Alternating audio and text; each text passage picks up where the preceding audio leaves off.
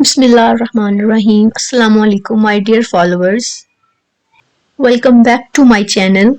In my last video, I shared the answers to the chapter's question with you. Now I am going to share the exercise of this chapter with you. Stay tuned for more updates.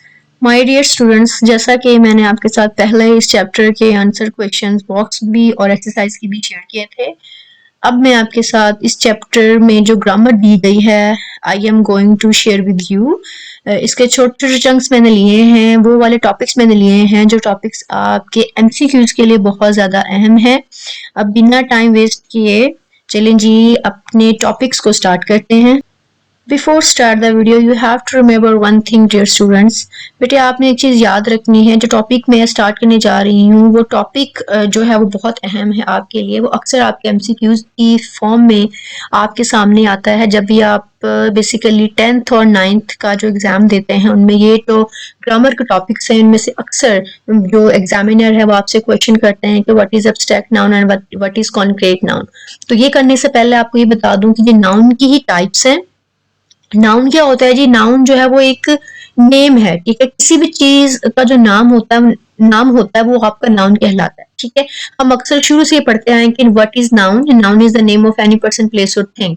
कि किसी भी person का नाम, किसी भी जगह का नाम, किसी भी कोई भी चीज, वट एवर यू सी, ठीक है। कोई भी चीज आप देखते हो उसको हम क्या कहते हैं? जिसको हम नाउन कहते हैं। तो इसकी आगे टाइप से मजीद हम नाउन को किस किस वे में देख सकते हैं। तो यहाँ पर जो हमारे पास एब्स्ट्रैक्ट कंक्रीट नाउन है, ये दोनों टाइप्स जो हैं वो आप ही के सब्जेक्ट का, आप ही के चैप्टर का एक हिस्सा है, ठीक है। तो आइए स्टार्ट करते हैं। सबसे पहले हमारा कॉन्क्रीट है। Concrete means any person, place और thing that you can experience with your 5 senses. जी कॉन्क्रीट क्या होता है? कि जिनको आप देख सकते हो, जिनको आप छू सकते हो, ठीक है, अपनी 5 सेंसेस से मतलब जिनको आप छू सकते हो, जिनको आप चख सकते हो, देख सकते हो, महसूस कर सकते हो, ठीक है। उसको हम कॉन्क्रीट कहते हैं। कि आप अगर कहीं बैठे हैं, आपके सामने लैपटॉप है, मोबाइल है, कंप्यूटर है, आप जो है वो आपके सामने बुक है, आप बुक को देख भी रहे हो, ठीक है, उसको छू भी रहे हो, उस पे से पढ़ भी रहे हो, ठीक है, अपने मोबाइल से, लैपटॉप से ये वीडियो भी देख रहे हो, इट्स मीन सारे कॉन्क्रीट हैं, ठीक है। एग्जाम्पल के तौर पर यहाँ पर people, baker, actress, Batman, places में सिटी, एरिया, ठीक है, थिंग्स में इलेक्ट्रॉन, इंस्टाग्राम, फेसबुक, सारा कुछ आप देख रहे हो, उसको छू रहे हो, उसको जो है ना वो हर चीज आपके सामने है, ठीक है। ये हमारा कॉन्क्रीट है। और अगर हम एब्स्ट्रैक्ट की बात करें, intangible things that exist as ideas और कॉन्सेप्ट। एब्स्ट्रैक्ट में बेटे आप किसी चीज को छूते नहीं है, जस्ट यू फील इट, ठीक है। लाइक आपका कोई भी आइडिया है, आपकी विजडम है, आपकी ऑनेस्टी है, ठीक है, आपका जस्टिस है, ठीक है, मोरालिटी है, ठीक है। कोई भी आइडिया आपके माइंड में आया है, just you feel it but you can't see, ठीक है। तो इसको इन दोनों के डिफरेंस बेटे आपने याद रखना है। और ये अक्सर आपके पेपर में जो है वो आ जाता होता है, आपके एमसीक्यूज के फॉर्म में आ जाता है कि एब्स्ट्रैक्ट और कॉन्क्रीट क्या होता है। इन दोनों में से एक जो है ना वो लाजमी आपके पेपर में एमसीक्यूज के तौर पर आता है और ये आपने इसको याद रखना। तो स्टूडेंट्स देखें बेटे, आपके सामने मैंने एक पिक्चर शेयर की है जिसमें मैंने कुछ यही टॉपिक आपकी बुक में से लिए हैं, कॉन्क्रीट नाउन और एब्स्ट्रैक्ट नाउन, ठीक है। यहाँ पर उन्होंने एग्जाम्पल के तौर पर बताया हुआ है, the revenge of the father can not be taken on his son, ठीक है। तो यहाँ पर कॉन्क्रीट बताया हुआ है। यहाँ जो चीज अंडरलाइन की गई, यहाँ पर जी फादर और सन को अंडरलाइन किया गया है, मतलब you can see father and his son. और एब्स्ट्रैक्ट में बताया हुआ है, he decided their case with equality and justice. अब इक्वालिटी और जस्टिस को अब you can not see but you feel it. कि जब आप कोई भी इंसाफ होता हुआ देखते हैं तो आप उसको फील करते हैं, आप उसको देख नहीं सकते, ठीक है। तो यहाँ पर इसकी एक्सरसाइज भी दी हुई है साथ। Identify whether each underlined word in a concrete or an abstract noun. First of all, she put much effort into her studies as also she wants to score good marks. And the second is they recommended him for his justice and truthfulness. Keep the balls in the basket. The dishonest trader is losing the trust of his customers. Five is he did not take good care of his pet. So students, हमने अभी जो है वो abstract और concrete की बात की थी। मैंने आपके साथ पिक्चर शेयर की थी जिसमें छोटी सी एक्सरसाइज आपको दी हुई है। अब उस एक्सरसाइज के जो है वो आंसर्स मैंने इस पिक्चर में लगा दिए हैं, जहां पर आप देख सकते हैं कि एफर्ट और स्टडी जो है वो आपके दोनों ही एब्स्ट्रैक्ट नाउन हैं। ठीक है, स्टडीज और एफर्ट को आप देख नहीं सकते but you feel it. Justice and truthfulness also are abstract noun.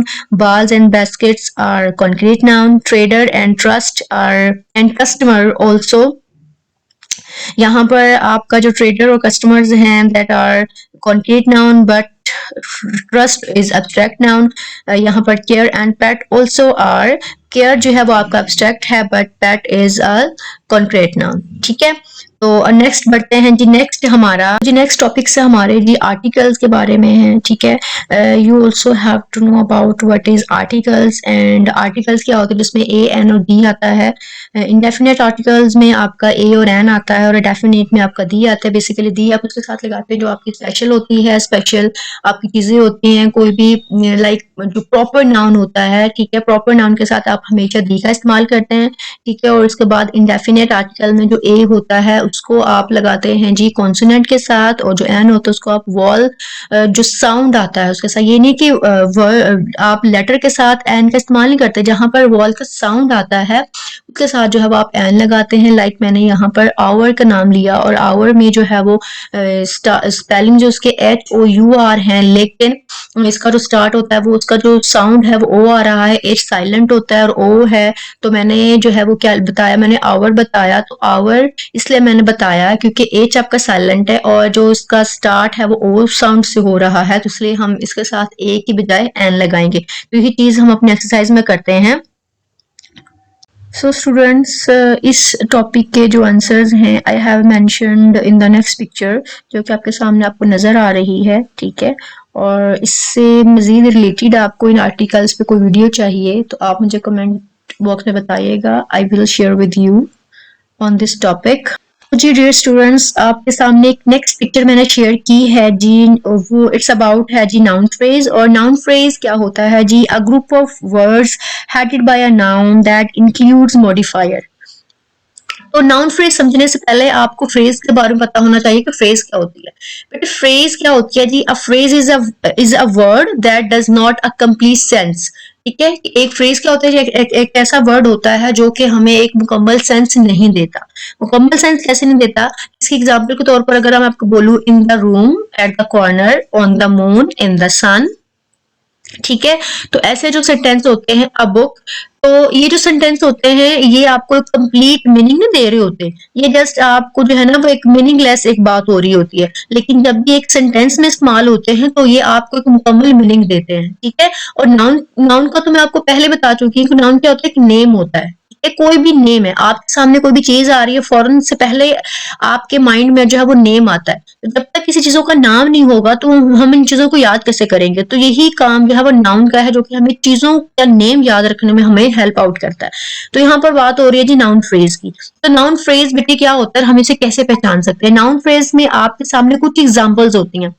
Basically जो नाउन फ्रेज में जो नाउन होता है ना वो एक हेड के तौर पर काम कर रहा होता है, और हेड को कौन ये बताता है, जो हेड को मॉडिफायर्स बताते हैं। कुछ मॉडिफायर्स होते हैं, a lot of modifiers that we read in our English. ठीक है, बहुत सारे मॉडिफायर्स होते हैं, लेकिन यहाँ पर कुछ मॉडिफायर्स बताए हुए हैं आपको नाउन फ्रेज समझने के लिए कि बेसिकली नाउन फ्रेज को आप कैसे पहचान सकते हैं। तो जिस भी नाउन के साथ आपको कोई भी मॉडिफायर नजर आएगा तो फौरन से पहले आपके माइंड में ये बात जाएगी कि ये आपका क्या है जी, नाउन फ्रेज है। जैसा कि यहाँ पर आपके सामने बताया द मैन, तो मैन जो क्या है एक नाउन है और उसको मॉडिफाई कौन कर रहा है, कि द मॉडिफाई कर रहा है। यहाँ पर आ गर्ल, तो गर्ल कौन है जी, गर्ल एक नाउन है और noun is a head noun, और जिसको मॉडिफाई कौन कर रहा है जी, ए और क्या है जी, ये हमारा मॉडिफायर है।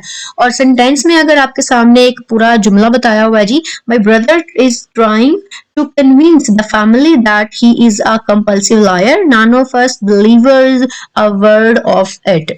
तो यहाँ पर जिस चीज के साथ आपको मॉडिफायर नजर आएगा तो वहां पर बेटे आपने समझ जाना है कि ये आपका क्या है जी, नाउन फ्रेज है। तो इसकी आपको एक्सरसाइज भी दी गई है। ब्रिटिश की पिक्चर मैंने आपके साथ शेयर की है। यहाँ पर बताया हुआ है जी, underline the noun phrase in the following sentences. अब 5 जुमले आपके सामने दिए गए हैं और इनमें से आपने बताना है जी नाउन फ्रेज कौन से, और उसी के आंसर्स मैंने नीचे मेंशन कर दिए हैं, ठीक है। और जिसको देखकर आपको आसानी से पता लग जाएगा कि यहाँ पर जो है वो नाउन फ्रेज कौन कौन से हैं। तो जी प्यारे बच्चों, moving towards our last topic, simple past versus past continuous, ठीक है। तो यहाँ पर बेटे आपको सिंपल पास्ट और पास्ट कॉन्टिन्यूस टेंस का जो है वो टॉपिक दिया गया है आपकी बुक में। तो पहले हम ग्रामर पढ़ रहे थे, लेकिन अब यहाँ पर जो है वो हमारा टेंस की बात हो रही है। और टेंस हमारा कौन सा है जी? पास्ट। और पास्ट क्या होता है? जिसमें आपका जो टाइम है वो गुजर चुका होता है। अक्सर हम ये सुनते हैं कि जो टेंस होता है वो जमाना होता है। बेसिकली वो बेटे जमाना नहीं होता, टेंस को हम टाइम के नाम से जानते हैं कि जो वक्त हम गुजार चुके होते हैं उसको हम पास्ट कहते हैं। जो हमारा अभी टाइम है वो हमारा प्रेजेंट है, वो हमारा हाल है। जो आने वाला दिन है वो हमारा जी फ्यूचर होता है। बट यहाँ पर हम अपने सिंपल पास्ट और पास्ट कॉन्टिन्यूस की बात करेंगे।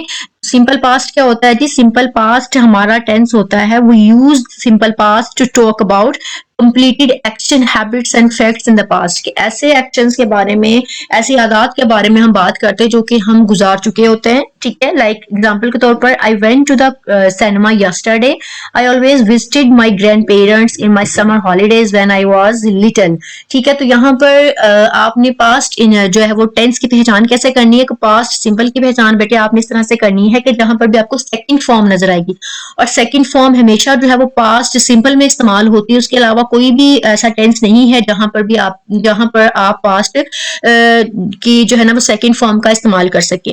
तो पास्ट इंडेफिनिट को आपने याद किस तरह रखना है, क्योंकि उसके सिंपल सेंटेंसेस में हमेशा वो use second form of verb. और पास्ट कॉन्टिन्यूस में आप क्या इस्तेमाल करते हैं? वाज वर, आप हेल्पिंग वर्ब के साथ फर्स्ट फॉर्म का इस्तेमाल करते हैं, ठीक है। फर्स्ट फॉर्म के साथ आईएनजी। आईएनजी से मुराद ये होता है कि आपका काम पास्ट में जारी था, वो कंप्लीट नहीं हुआ, वो जारी था। जैसे कि past continuous is used to express interrupted action, specific time as an interruption and parallel actions. आपका वो एक्शन जारी था, वो खत्म नहीं हुआ।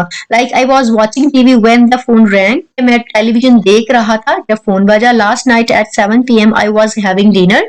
तो यहाँ पर जो है उन्होंने कुछ इसके स्पेसिफिक सेंटेंसेस बताए हुए हैं। पास्ट कंटिन्यूस में आपका काम जो है वो माजी में जारी होता है, और पास्ट इंडेफिनिट में आप अपने काम को मुकम्मल कर चुके हो। तो जी डियर स्टूडेंट्स, यहाँ पर जो है वो आप ही के चैप्टर में से मैंने यहाँ पर जो टॉपिक उन्होंने दिया हुआ है पास्ट इंडेफिनिट और पास्ट कंटिन्यूस का, that I have shared with you. तो यहाँ पर आपके 5 ऐसे सेंटेंसेस है जिनमें आपने पास्ट इंडेफिनिट और पास्ट कंटिन्यूस के बेटे इस्तेमाल करना है, ठीक है। तो ये एक्सरसाइज है जो कि आपने सॉल्व करनी है, और साथ ही मैंने इसके आंसर्स भी मेंशन कर दिए हैं। आई होप ये वीडियो आपको बहुत पसंद आई होगी, और अगर आपको पसंद आई है तो then please like it, share it and comment it, and also subscribe my channel. और मजीद वीडियो देखने के लिए, मेरे चैनल से अपडेट्स लेने के लिए जी इसको सब्सक्राइब करें, और अपना बहुत सा ख्याल रखें। अल्लाह आपको आपके हिफ्ज़-ए-मान में रखे, और आपके कमिंग एग्जाम्स के लिए बहुत बहुत जो है वो best of luck, best wishes. Take care, अल्लाह हाफिज।